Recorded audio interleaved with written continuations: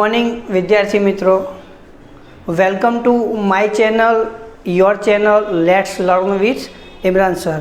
विद्यार्थी मित्रों, आपणी YouTube channel let's learn with Imran sir जो तमे सब्सक्राइब न करी होय तो सब्सक्राइब करी देजो અને બેલ આઇકોન પર ક્લિક કરી દેજો, જેથી કરીને અમારા જો કોઈ પણ નવા વિડીયો આવે તો તમને નોટિફિકેશન મળી જાય।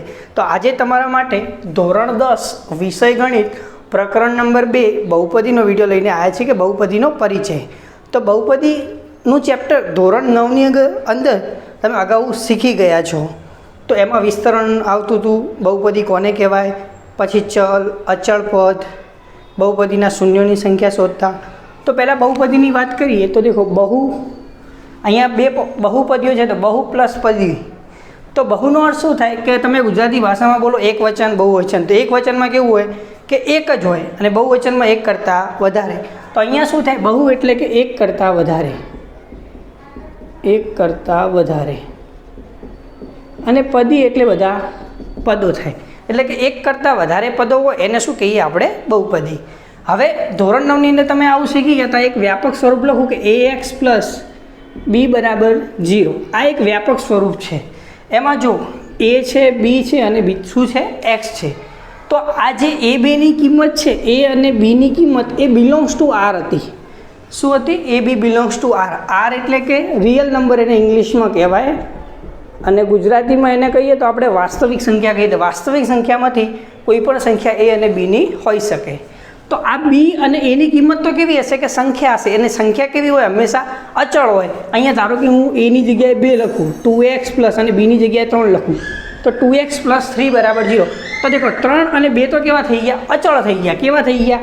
અચળ થઈ ગયા। પણ આ કોણ છે? તો કે x છે।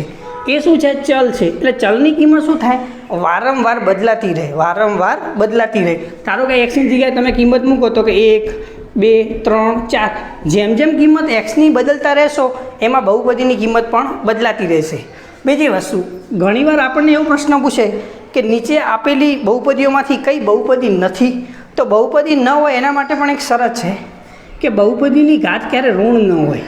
હવે તમને એવું સમીકરણ આપે એક્સની -2 ઘાત + 2x + 3 = 0। આ બહુપદી છે કે નહીં? તો આ ન હોય। કેમ? કારણ કે આની ઘાત કેવી છે? માઇનસ। બહુપદીની ઘાત ક્યારે માઇનસ હોય નહીં।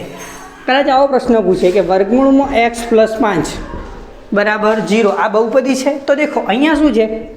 વર્ગમૂળમાં x તેને લખવું હોય તો કઈ રીતે લખાય? x² + 5 = 0।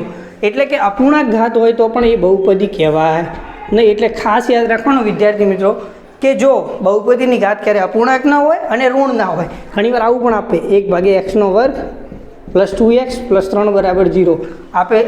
આ બહુપદી છે કે નહીં? તો નહીં। કેમ? કારણ કે 1/x² એટલે -2 ઘાત લખાય ને, એટલે માઇનસ ઘાતવાળી ક્યારે બહુપદી ન હોય, ઘાત માઇનસ ન હોય અને અપૂર્ણાંક ન હોય। હવે વિદ્યાર્થી મિત્રો આપણે વાત કરીએ કે ધોરણ 9 ની અંદર આપણે અભ્યાસ કરી ગયા, એમાં આપણે શું શીખ્યા હતા કે बहुपदीना प्रकार पदना आधारे, सेना आधारे? पदना आधारे एकपदी, द्विपदी और त्रिपदी। धोरण 10 ની અંદર આપણે प्रकार શીખીએ घातना आधारे। सेना आधारे? घातना आधारे। तो लखीए अहींया बहुपदीना प्रकार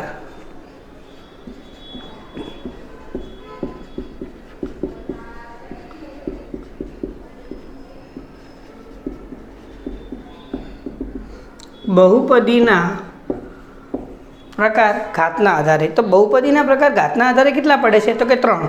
सुरेख बहुपदी, द्विघात बहुपदी और त्रिघात बहुपदी। आपणे वारे फरते एक एक जोईए। तो पहलो प्रकार है सुरेख बहुपदी।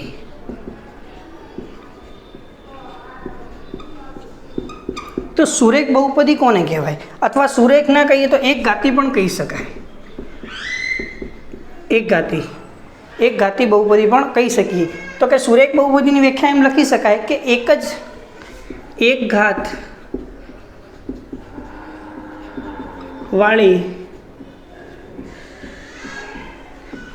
वाली बहुपदी ने सुरेख बहुपदी कहे छे।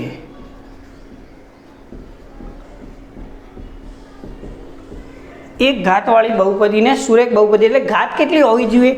તો કે 1 હોવી જોઈએ। કેટલી હોવી જોઈએ? 1। તો એનું ઉદાહરણ જોઈએ, વ્યાપક સ્વરૂપ જોઈએ આનું।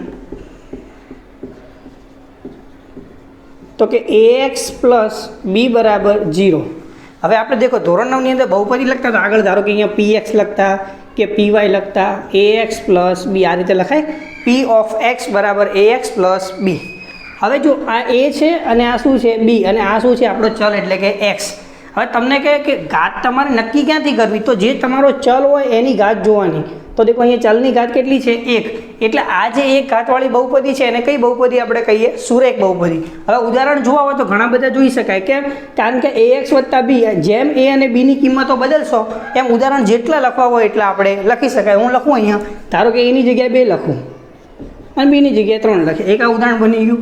a ની જગ્યાએ 5 લખ્યા તો 5x અહીંયા માઇનસ લખું છું, b ની જગ્યાએ 4 લખું છું, 5x - 4। તમારે તો શું જોવાનું, x ની ઘાત કેટલી 1, x ની ઘાત કેટલી 1, તો આ બહુપદી કેવી થઈ જાય સુરેખ બહુપદી। પણ અહીંયા યાદ રાખજો a ≠ 0, a ≠ 0 એટલે a ક્યારે 0 થશે નહીં।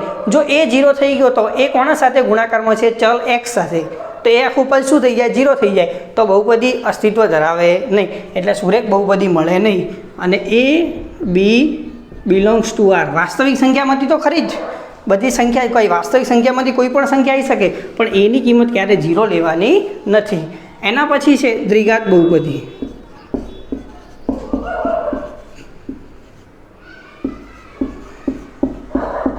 દ્વિઘાતમાં કેવું થાય, અહીંયા દ્વિ છે, દ્વિ છે એટલે શું થાય 2 થાય ઘાત, એટલે કે 2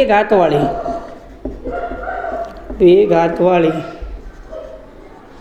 બહુપદીને દ્વિઘાત બહુપદી કહે છે। 2 ઘાતવાળી બહુપદીને દ્વિઘાત બહુપદી કહે છે। એટલે ઘાત કેટલી હોવી જોઈએ, તો કે 2 હોવી જોઈએ। તો દેખો એનું પહેલાં વ્યાપક સ્વરૂપ લખી દઈએ,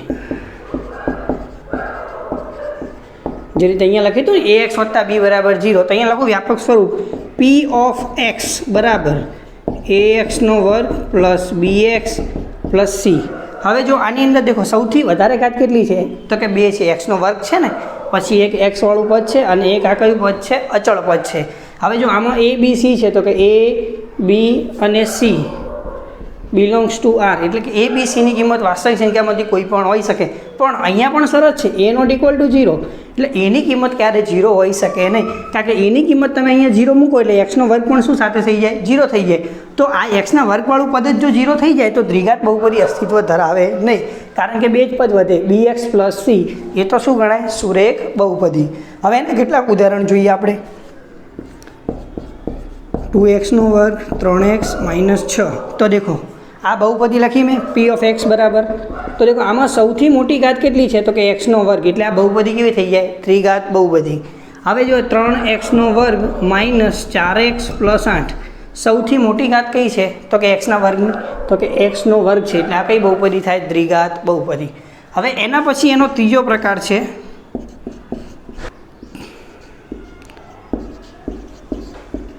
તો હવે ત્રિઘાત બહુપદી। તો દેખો કેટલા છે 3 અને ઘાત એટલે કે 3 ઘાત, 3 ઘાતવાળી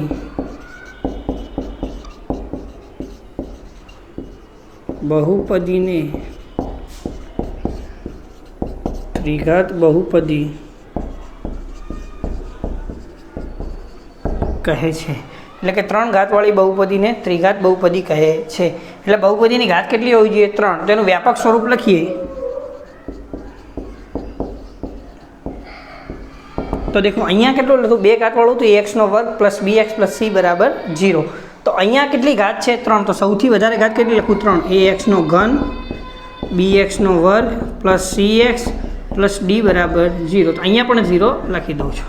હવે જો કે ax³ bx² + cx + d બરાબર 0, બહુપદીનું જ્યારે પ્રમાણિત સ્વરૂપ લખો ત્યારે હંમેશા ઘાત કેવી લખાય, સૌથી મોટી, સૌથી નાની અને પછી અચળ પદ। જો અહીંયા સૌથી મોટી 3 ઘાત, પછી 2 ઘાત, પછી 1 ઘાત અને પછી ઘાત છે નહીં, એટલે કે પદ કેવું છે અચળ પદ। અહીંયા જો x² x ની 1 ઘાત અને પછી અચળ પદ, અહીંયા x ની 1 ઘાત વાળું અને પછી અચળ પદ, આ એનું શું થાય પ્રમાણિત સ્વરૂપ પણ આને કહી શકાય।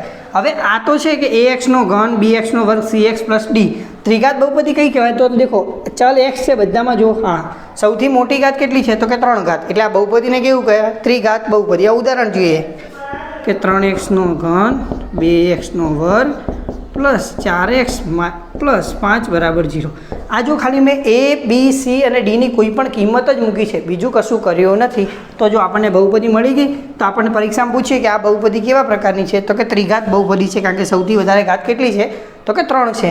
અને બીજી અહીંયા શરત લખી શકાય A ≠ 0, કારણ કે એની કિંમત 0 થવી જોઈએ નહીં, નકર x ની 3 ઘાત પણ શું થઈ જાય, 0 થઈ જાય. એની સાથે આખું પદ 0 થઈ જાય ને ગુણાકારમાં, તો ત્રિઘાત બહુપદી અસ્તિત્વ ધરાવે નહીં. અને A, B, C અને D બિલોંગ્સ ટુ R, એટલે A, B, C અને D એ વાસ્તવિક સંખ્યાનો કોઈ ગણ છે એનામાંથી.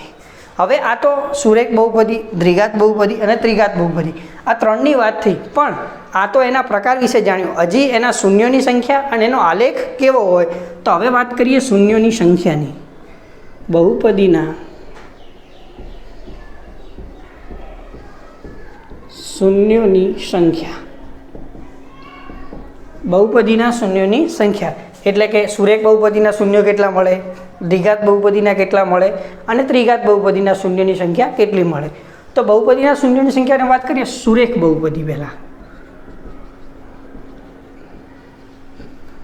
શું વાત કરીએ? સુરેખ બહુપદી. તો સુરેખ બહુપદીના શૂન્યની સંખ્યા ફક્ત એક જ મળે. કેટલી મળે? ફક્ત એક જ મળે. કેમ એક જ મળે? જો તમારા પાસે સમીકરણ શું છે, ax પ્લસ b છે, લખ્યું છે આપણું વ્યાપક સ્વરૂપ ax પ્લસ b બરાબર 0. હવે તમે જુઓ કે આ બીને હું આ બાજુ લઈ જાઉં તો ax બરાબર શું લખાય? -b. હવે આ x સાથે ગુણાકારમાં કોણ છે? a છે, તો બરાબરની આ બાજુ જશે તો એ ક્યાં જશે? ભાગાકારમાં. તો x બરાબર શું લખાય? -b ભાગ્યા x અને b -b ભાગ્યા a. તો દેખો અહીંયા બીની જગ્યાએ કોઈ પણ કિંમત આવી શકે અને અહીંયા એની જગ્યાએ, એટલે તમને એક્સની જગ્યાએ કિંમત મળી શકે. તો ફક્ત શૂન્ય કેટલું મળે? એક જ મળે. શૂન્યનો અર્થ શું થાય કે જે પણ બહુપદી આપી હોય તમને એના બરાબર તમે 0 મૂકો અને તમને જે અવયવ મળે, ધારો કે દ્વિઘાત બહુપદી છે તેના અવયવ પાડવો પડે, ત્રિઘાતના પણ અવયવ પાડવા પડે, અને સુરેખ બહુપદી છે એમાં ડાયરેક્ટ 0 મૂકો એટલે મળી જાય છે. એ શૂન્ય કેટલું મળે છે? ફક્ત એક જ મળે છે. તો સુરેખ બહુપદીના શૂન્યો ફક્ત એક જ મળે. કેટલું મળે? ખાલી એક જ મળશે. જે આપણી સુરેખ બહુપદી છે એના શૂન્ય ફક્ત એક જ મળશે. ax પ્લસ b બરાબર 0, તો ax બરાબર -b અને x બરાબર -b ભાગ્યા a. હવે જોઈએ તો દ્વિઘાત બહુપદી. હવે દેખો સુરેખ બહુપદીના શૂન્ય ફક્ત એક જ મળે, પણ એક મળે તો એકથી ઓછા પણ મળી શકે, કોઈક વાર એક મળશે, કોઈક વાર ન પણ મળે, એટલે 0 પણ શૂન્ય મળી શકે. હવે ત્રિઘાત બહુપદીની વાત કરીએ તો દ્વિઘાત બહુપદીના શૂન્ય કેટલા મળે? વધુમાં વધુ 2 મળે. કેમ? કારણ કે દેખો દ્વિઘાત બહુપદીની વધારે ઘાત કેટલી છે, તો કે 2 છે. કેટલી ઘાત છે? 2 ઘાત છે. તો દ્વિઘાત બહુપદીના વધુમાં વધુ શૂન્ય 2 મળે. કેટલા મળે? 2 મળે. કેમ? કારણ કે આપણે દ્વિઘાત બહુપદી છે તો એનું સૂત્ર શું છે કે વ્યાપક ax² bx + c બરાબર 0. તો સૌથી વધારે x ની ઘાત કેટલી છે? 2 છે. એટલે દ્વિઘાત બહુપદીના વધુમાં વધુ કેટલા શૂન્ય મળે? 2 મળે. વધુમાં વધુ 2 મળે એનો મતલબ શું થાય કે 2 પણ મળી શકે, એનાથી ઓછું 1 પણ મળી શકે ને એનાથી ઓછું 0 પણ મળી શકે. એટલે એવું જરૂર નથી કે દરેક બહુપદીના 2 શૂન્ય મળે દ્વિઘાતના. કોઈક વાર 2 મળે, 1 મળે અને ન પણ મળે. પછી આવે ત્રિઘાત બહુપદી.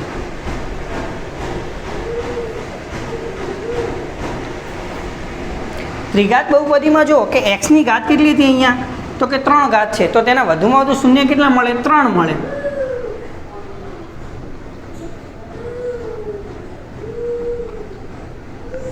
આ તો શું કહે? વધુમાં વધુ કેટલા મળે? 3 મળે. પણ 3 થી ઓછા પણ મળી શકે, એટલે કે 2 પણ મળી શકે, 1 પણ મળી શકે અને 0 પણ મળી શકે.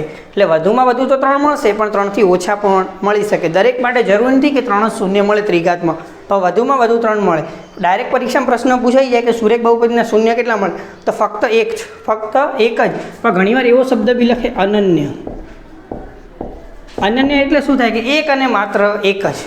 એક અને માત્ર એક જ. એટલે સુરેખ બહુપદીના શૂન્યની સંખ્યા ખાલી જગ્યા મળે તો ઘણીવાર અનન્ય, કદાચ ખરું ખોટું એમાં પૂછ્યું હોય કે સુરેખ બહુપદીના શૂન્યો અનન્ય મળે છે, તો ખરું કે ખોટું, તો આપણે અનન્ય લખ્યું તો ખરું લખી શકીએ. પછી લખે દ્વિઘાત બહુપદીના શૂન્ય વધુમાં વધુ કેટલા મળે, તો કે 2 મળે.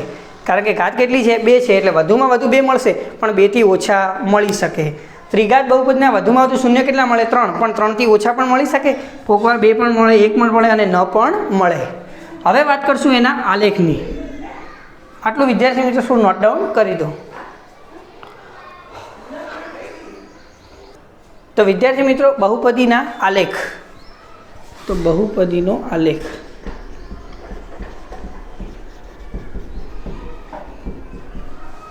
તો દેખો સુરેખ બહુપદી અને દ્વિઘાત બહુપદી. તો પહેલાં સુરેખ બહુપદીની વાત કરીએ. તો કે સુરેખ બહુપદીનો આલેખ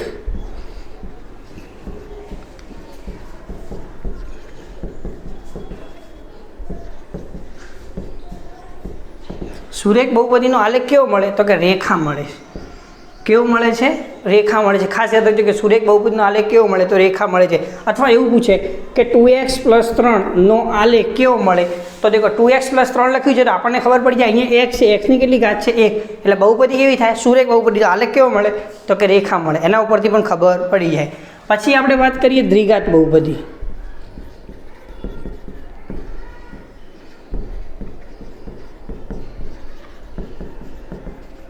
દ્વિઘાત બહુપદીનો આલેખ. તો દેખો દ્વિઘાત બહુપદીનું વ્યાપક સ્વરૂપ શું હતું?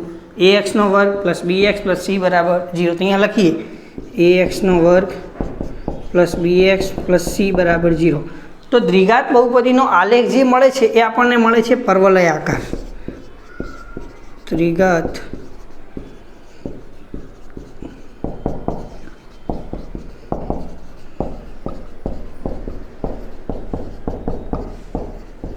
કેવું મળે છે? પરવલય આકાર મળે છે. કેવો મળે છે? પરવલય આકાર મળે છે. પણ દ્વિઘાત બહુપદીનો આ વખતે ધોરણ 10ની બોર્ડની પરીક્ષામાં એક પ્રશ્ન પૂછાઈ ગયો હતો આ રીતનો. જુઓ કે તમને આવું આપ્યું હતું કંઈક અને કીધું હતું કે આ આલેખ કેવા પ્રકારનો મળે. તો આ આલેખ જે મળતો હતો એ હંમેશા એની જે કિંમત છે ને એના ઉપર ડિપેન્ડ કરે કે એની કિંમત >0 છે કે <0 છે. હવે આપણે જોઈએ એમાં દેખો બે કેસ છે, a >0 અને a <0. જો એની કિંમત 0 કરતાં મોટી હશે તો આલેખ કેવો મળશે? ઉપરની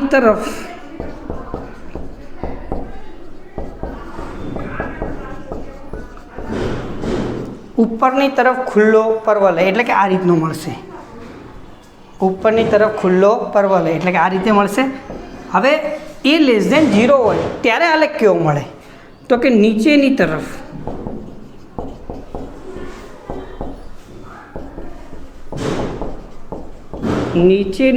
ખુલ્લો પરવલય એટલે કે નીચેથી પરવલય કેવો હોય? ખુલ્લો હોય. એટલે આ રીતે આલેખ મળે. જો નીચેની તરફ કેવો છે? ખુલ્લો છે પરવલય. હવે એને આપણે જોવું હોય કે x અક્ષ અને y અક્ષ પર જોઈએ તો જો આ રીતે આ x અક્ષ અને આપણી કઈ થઈ જાય? y અક્ષ. હવે જો એની કિંમત કેવી છે? >0. તો a >0 માટે આલેખ કેવો મળશે? તો કે ઉપરની તરફ ખુલ્લો પરવલય. તો દેખો ઉપરની તરફ ખુલ્લો પરવલય. હવે a <0 એટલે કે એની કિંમત કેવી હશે? 0 થી નાની હશે. તો અહીંયા નીચેની તરફ ખુલ્લો પરવલય મળશે. જુઓ કેવો મળે છે? નીચેની તરફ ખુલ્લો પરવલય. પણ એ કોના ઉપર આધાર રાખે છે? એની કિંમત ઉપર. હવે જો અહીંયા એની કિંમત કેવી છે? -3 છે. આપણે પૂછો ને બોર્ડમાં. તો એની કિંમત કેવી છે? -3 છે. તો એની કિંમત 0 કરતાં કેવી થાય? નાની થાય. તો એનો જવાબ શું આવે? નીચેની તરફ ખુલ્લો પરવલય. પણ એની જગ્યાએ જો તમને અહીંયા +3 આપેલું હોત તો a >0 મુજબ થઈ જાત. કેમ? કારણ કે એની કિંમત 0 કરતાં કેવી થઈ જાત? મોટી થઈ જાત. એટલે કે ઉપરની તરફ ખુલ્લો પરવલય આકાર મળો.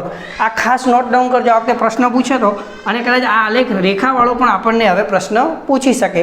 હવે આપણે આગળ વાત કરશું દ્વિઘાત બહુપદી અને ત્રિઘાત બહુપદીના શૂન્ય અને સહગુણક વચ્ચેનો સંબંધ. આટલું નોટ ડાઉન કરી દો.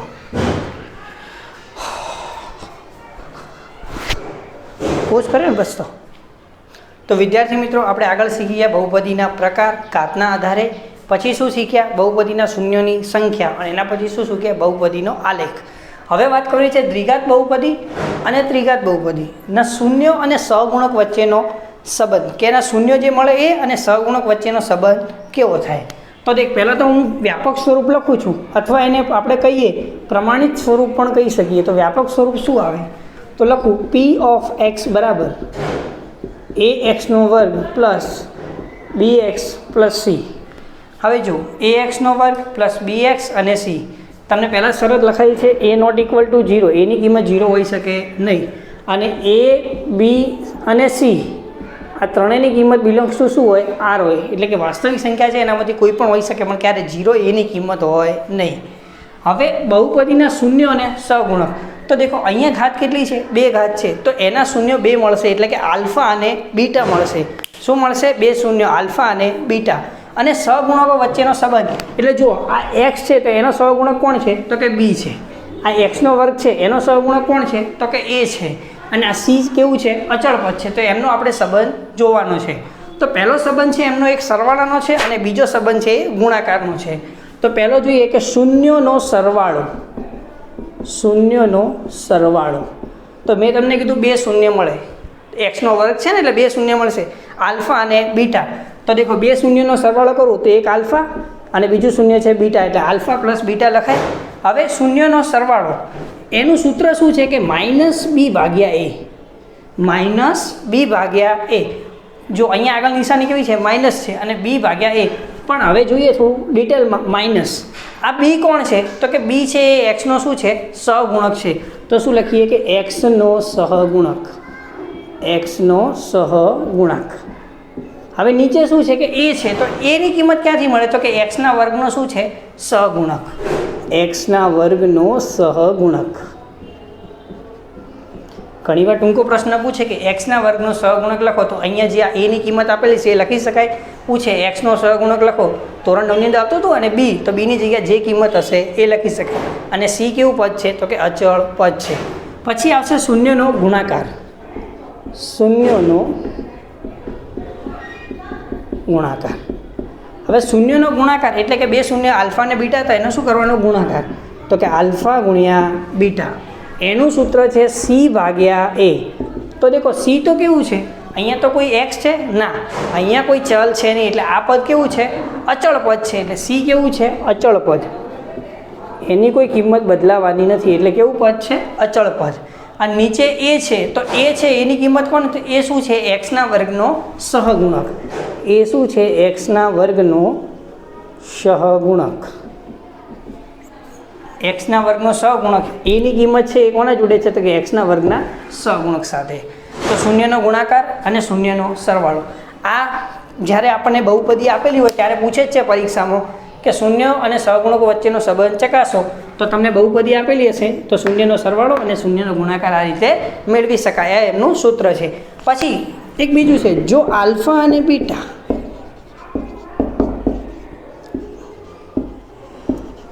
બહુપદીના શૂન્ય હોય તો, જો આલ્ફા અને બીટા એ બહુપદીના શૂન્ય હોય તો 2 શરત છે. એક તો કે આલ્ફા અને બીટા વિરોધી સંખ્યા હોય તો બી બરાબર 0 થાય. વિરોધી સંખ્યા હોય તો કે આલ્ફા અને બીટા વિરોધી સંખ્યા હોય તો બી બરાબર 0 થાય. આ તમારે ડાયરેક્ટ યાદ રાખવાનું છે, પણ સમજાવી દઉં કે કેમ આવું થાય છે. હવે આલ્ફા અને બીટા બંને કેવી સંખ્યા હોવી જોઈએ? વિરોધી સંખ્યા. ધારો કે હું અહીંયા બહુપદ લખું એક્સનો વર્ગ -9, પી ઓફ એક્સ બરાબર એક્સનો વર્ગ -9. હવે આ એક્સનો વર્ગ -9 લખ્યો તેના અવયવ પડે? પડે કે ના પડે? પડે. કઈ રીતે? આપણે ધોરણ 9ની અંદર વિસ્તરણમાં શીખી ગયા એનો વર્ગ માઇનસ બીનો વર્ગ. તો દેખો અહીંયા એક્સનો વર્ગ લખી શકાય, આ એક્સનો વર્ગ, અને વચ્ચે કેવું નિશાની છે? માઇનસ. અહીંયા 9 છે તો 3નો વર્ગ લખાય ને, તો અહીંયા શું લખાય? 3નો વર્ગ. તો આના અવયવ શું પડતા હતા? a માઇનસ બી અને a પ્લસ બી. તો અહીંયા લખી શકાય x -3 અને x +3. અને અહીંયા શું આવશે? 0, કારણ કે શું શોધવાના છે? શૂન્ય. તો શું લખાય? x -3 બરાબર 0 અથવા x +3 બરાબર 0. તો આ -3 આ બાજુ જશે 0ની બરાબરની આ બાજુ, તો કિંમત કેવી મળશે? તો કે પ્લસ થઈ જશે. તો x બરાબર 3 અથવા અહીંયા +3 છે બરાબરની આ બાજુ જશે તો કેવા થઈ જશે? માઇનસ, કારણ કે બરાબરની આ બાજુ લઈ જાય ત્યારે નિશાની આપણી શું થઈ જાય? બદલાઈ જાય. જો મેં અહીંયા લખ્યું હતું આલ્ફા અને બીટા, એટલે બે મળી ગયા તમને શૂન્ય. એક આ અને એક આ બંને મળ્યા. એક આલ્ફા ને કહું ને એકને શું કહું? બીટા કહું. કેવી સંખ્યા હોય? વિરોધી સંખ્યા. જો આ કેવી છે? +3, આ કેવી છે? -3. વિરોધી થઈ ગઈ. ધોરણ 8માં શીખી ગયા.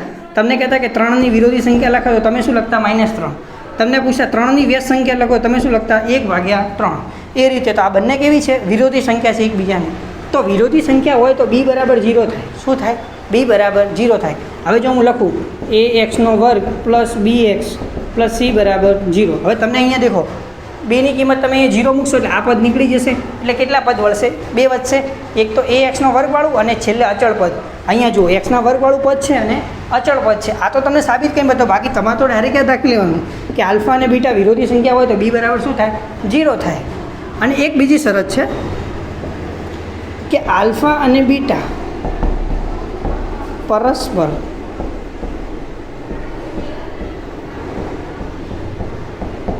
વ્યસ્ત હોય તો સી બરાબર એ થાય. પરસ્પર વ્યસ્ત એટલે કેવા? ધારો કે આલ્ફાની કિંમત હોય કે 3 હોય, એક બીજ મળ્યું હોય, અને બીટા જે આપણને મળ્યું હોય 1/3, તો આ બંને કેવા છે? પરસ્પર વ્યસ્ત છે. તો ત્યારે કન્ડિશન કેવી થશે કે સી અને એની કિંમત કેવી થશે? સરખી થશે. આ ડાયરેક્ટ યાદ રાખવાનું પણ સમજવું પણ જરૂરી છે કે આલ્ફા અને બીટા પરસ્પર વ્યસ્ત હોય તો સી બરાબર શું થાય? એ થાય. તો આલ્ફાની કિંમત 3 લઈએ અને બીટાની કિંમત 1/3, તો પરસ્પર વ્યસ્ત થઈ ગયા. એનો મતલબ સી અને એની કિંમત કેવી થશે? સરખી થશે. આટલું નોટ ડાઉન કરી દો વિદ્યાર્થી મિત્રો, દ્વિઘાત બહુપદીવાળું. પછી આપણે દ્વિઘાત બહુપદીના શૂન્ય અને સહગુણક વચ્ચેનો સંબંધ ચકાસીએ. તો વિદ્યાર્થી મિત્રો હવે જોઈએ ત્રિઘાત બહુપદીના શૂન્ય અને સહગુણક વચ્ચેનો સંબંધ ચકાસો એના સૂત્રો વિશે. તો પહેલાં તો તમારે યાદ રાખી દેવાનું શું? વ્યાપક સ્વરૂપ. શું હતું વ્યાપક સ્વરૂપ? તો કે એ એક્સની 3 ઘાત બી એક્સનો વર્ગ plus C x plus D બરાબર 0. હવે એ બી સી અને ડીની કિંમત તો લખવાનું એ બી સી અને ડી બિલોંગ્સ ટુ આર. એટલે વાસ્તવિક સંખ્યામાંથી કોઈ પણ હોઈ શકે, પણ શરત શું હતી કે એની કિંમત ક્યારે 0 ન હોવી જોઈએ, એટલે કે એ નોટ ઇક્વલ ટુ 0, નહીંતર ત્રિઘાત બહુપદી અસ્તિત્વ ધરાવે નહીં. હવે આનામાં પણ કેવું હતું કે પહેલાંમાં દ્વિઘાત બહુપદી હતી તો બે શૂન્ય મળતા હતા, આલ્ફા અને બીટા. આ ત્રિઘાત બહુપદી છે તો વધુમાં વધુ કેટલા શૂન્ય મળે? 3 મળે. તો એ 3 શૂન્યનું નામ આપી દઉં કે એક આલ્ફા હોય, એક બીટા હોય અને એક ગેમા હોય. હવે 3 શૂન્ય થઈ ગયા. હવે તમારે સંબંધ ચકાસવાનો છે. તો પહેલામાં કેટલા સંબંધ પહેલો ચકાસે? તો શૂન્યનો સરવાળો, અને બીજો સંબંધ કયો? તો શૂન્યનો ગુણાકાર. અહીંયા 3 સંબંધ આવશે: શૂન્યનો સરવાળો અને બબ્બે શૂન્યોના ગુણાકારનો સરવાળો અને શૂન્યનો ગુણાકાર. તો પહેલાં વારાફરતી એક એક જોઈએ આપણે. શૂન્યોનો સરવાળો, શૂન્યનો સરવાળો. તો એનું પણ સૂત્ર શું છે? શૂન્યનો સરવાળો તો કે alpha plus beta plus gamma.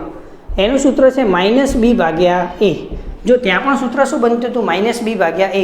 પણ ખાસ જોવાનું કે ત્યાં શું હતું કે બી છે એ કોનો સહગુણક હતો? એક્સનો હતો. અને એ કોનો હતો? એક્સના વર્ગનો. એટલે સીધું વ્યાપક સ્વરૂપ પહેલાં કેમ લખું છું? જેના કારણે આપણને વધારે ખબર પડે. જો અહીંયા બી છે તો બી કોનો સહગુણક છે? તો કે એક્સના વર્ગનો. આગળ માઇનસ ને લખું, એક્સના વર્ગનો સહગુણક ભાગાકાર. હવે જો એ છે તો એ કોનો સહગુણક છે? તો કે એક્સની 3 ઘાત, એટલે કે એક્સના ઘનનો સહગુણક, એક્સની 3 ઘાતનો સહગુણક. તો આ સૂત્ર તૈયાર થઈ ગયું કે શૂન્યનો સરવાળો ત્રિઘાત બહુપદી માટે alpha plus beta plus gamma -b/a. તો કે માઇનસ નિશાની લખી. બી કોનો સહગુણક છે? તો કે એક્સના વર્ગનો. અને એ કોનો સહગુણક છે? તો એક્સની 3 ઘાતનો. પછી આવે છે બીજા નંબરનો કે બબ્બે શૂન્યોના ગુણાકારનો સરવાળો, ગુણાકારનો સરવાળો. એટલે કે બે શૂન્ય લેવાના, એનો શું કરવાનો? ગુણાકાર કરવાનો, અને પછી શું કરવાનો? સરવાળો. જોઈએ, ધારો કે બબ્બે શૂન્ય લઈએ. ધારો કે પહેલાં હું આલ્ફા અને બીટા લઉં, પછી બીટા અને ગેમા લઉં, અને પછી આલ્ફા અને ગેમા લઉં. તો દેખો, આલ્ફા બીટા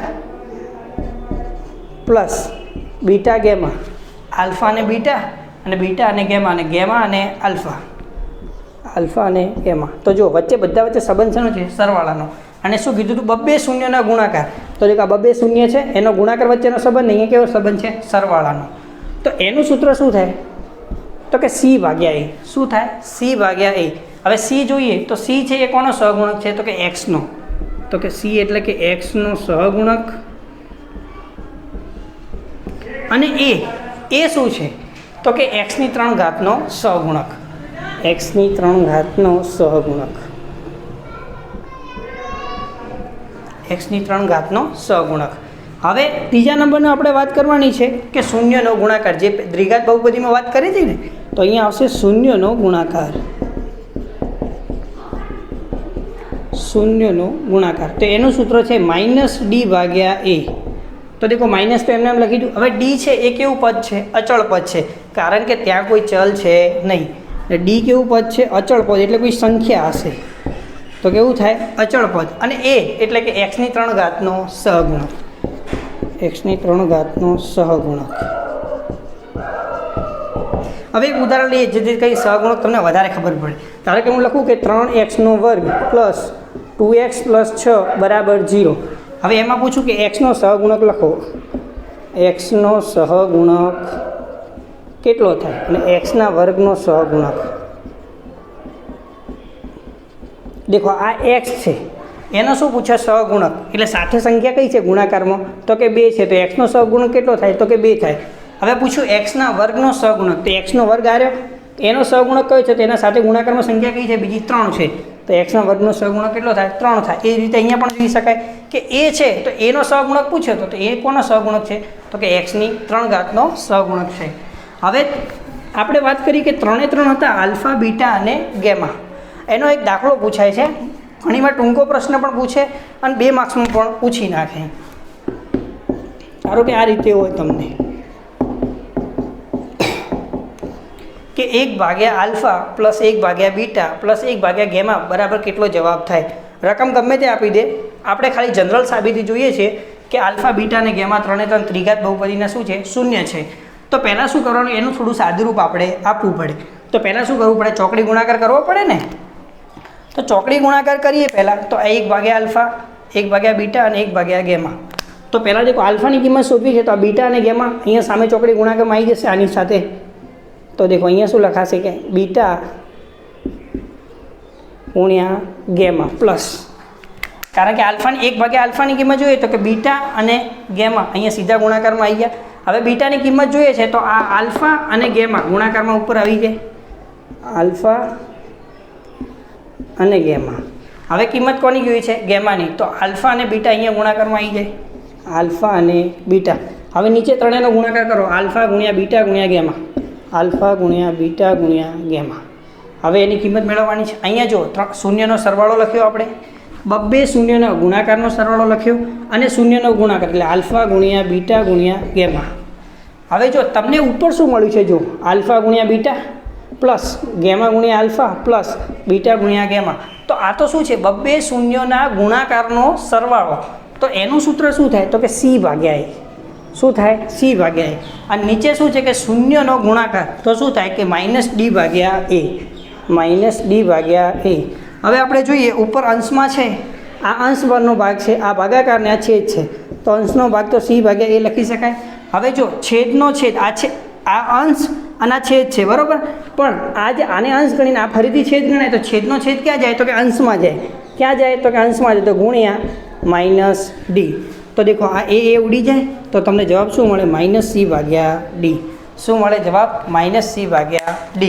તો આ એ કિંમત ઉડી ગઈ. તો દેખો તમને ડાયરેક્ટલી ઘણા વિકલ્પ પૂછતો હોય તો તમને કન્ફ્યુઝન થાય. તમને આ રીતે જ આપેલું છે ax3 bx² + cx + d = 0. તો તમને એવું કીધું હશે કે 1 આલ્ફા + 1 બીટા + 1 ગેમાની કિંમત કેટલી થાય? તો અહીંયા a, b, c અને d ની જગ્યાએ કોઈ પણ કિંમત આપી દેશે. તો જો ડાયરેક્ટ સૂત્ર મળી ગયું -c/d, તો તમે c ની કિંમત અને d ની કિંમત મૂકશો એટલે તમારો સીધો જવાબ મળી જશે. ઓકે વિદ્યાર્થી મિત્રો, અને આ બધું સાદુરૂપ ખબર પડી ગઈ હશે. હવે આ તમે ને તમારી નોટબુક બનાવી દેજો અને લખી દેજો, કારણ કે હમણાં તો બધું યાદ રહી જશે, પરંતુ જેમ જેમ સમય જશે, લેક્ચર વધતા જશે, એમ તમને કેવું થશે? મગજની અંદર કન્ફ્યુઝન થશે. અને વધારની પણ બોર્ડની પરીક્ષા આવે અને તમે આટલું જો એક ચોપડામાં વ્યવસ્થિત લખેલું હશે તો બહુપદીનું ચેપ્ટરનું રિવિઝન કરવું હશે તો બહુ તમને સરળતા રહેશે. હવે આપણે મળશું નવા વિડીયો સાથે. સ્વાધ્યાય 2.1 જે આપણા આલેખ છે ને, એ આલેખ થોડા આપણે શીખી લઈશું. થેન્ક યુ વિદ્યાર્થી મિત્રો. તમે અમારી યુટ્યુબ ચેનલ પર નવા હો તો તમે ચેનલને સબસ્ક્રાઈબ કરો અને બેલ આઇકોન દબાવો, જેથી કરી નવા વિડીયો કોઈ અમારા આવે તો તમને નોટિફિકેશન મળશે. Thank you.